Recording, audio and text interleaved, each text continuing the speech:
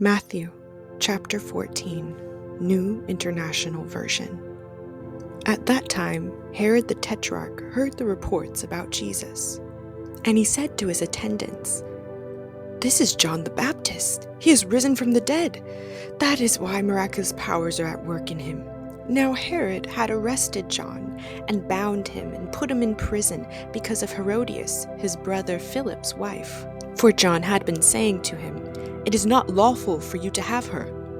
Herod wanted to kill John, but he was afraid of the people because they considered John a prophet.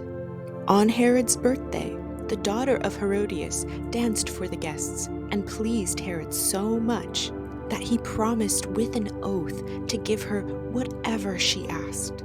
Prompted by her mother, she said, "Give me here on a platter the head of John the Baptist." The king was distressed, but because of his oaths and his dinner guests, he ordered that her request be granted and had John beheaded in the prison. His head was brought in on a platter and given to the girl, who carried it to her mother. John's disciples came and took his body and buried it. Then they went and told Jesus. When Jesus heard what had happened, he withdrew by boat privately to a solitary place. Hearing of this, the crowds followed him on foot from the towns. When Jesus landed and saw a large crowd, he had compassion on them and healed their sick. As evening approached, the disciples came to him and said, "This is a remote place, and it's already getting late. Send the crowds away so they can go to the villages and buy themselves some food." Jesus replied, "They do not need to go away. You give them something to eat." "We have here only 5 loaves of bread and 2 fish," they answered. "Bring them here to me," he said. And he directed the people to sit down on the grass. Taking the 5 loaves and the 2 fish, and looking up to heaven, he gave thanks and broke the loaves. Then he gave them to the disciples, and the disciples gave them to the people. They all ate and were satisfied, and the disciples picked up 12 basketfuls of broken pieces that were left over.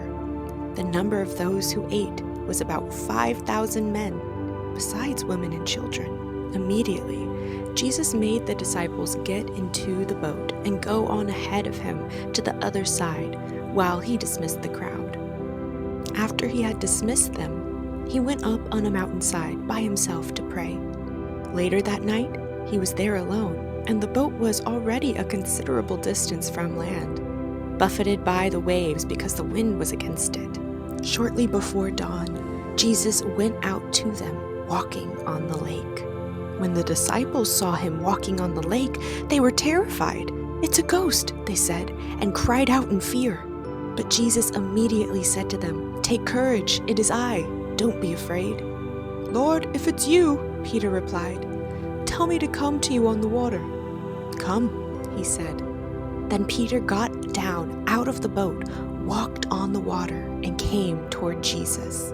But when he saw the wind, he was afraid, and beginning to sink, he cried out, "Lord, save me!" Immediately Jesus reached out his hand and caught him. "You of little faith," he said, "why did you doubt?" And when they climbed into the boat, the wind died down. Then those who were in the boat worshipped him, saying, "Truly you are the Son of God." When they had crossed over, they landed at Gennesaret. And when the men of that place recognized Jesus, they sent word to all the surrounding country.